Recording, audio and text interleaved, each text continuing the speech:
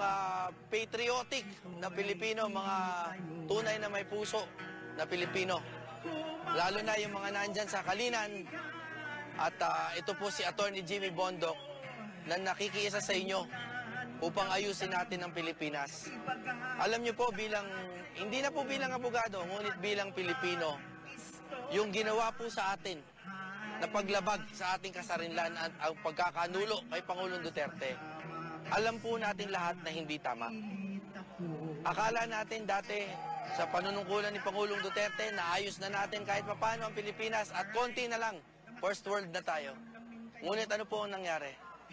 Unti-unti pong gumuguho ulit ang ating mga basic, mga pangunahin na karapatan.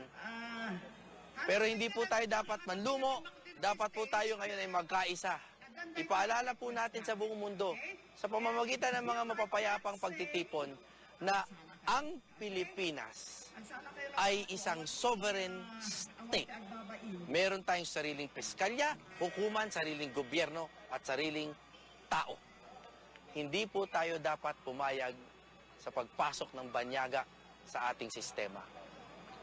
Pero tayo po ay laging mapayapa at nagpapaalala that first of all, prayer, ang pagdadasal po natin, ang first step towards justice. Kaya po ako kuminsan ay nagpapasalamat ng personal kay Pastor Apollo Kibuloy.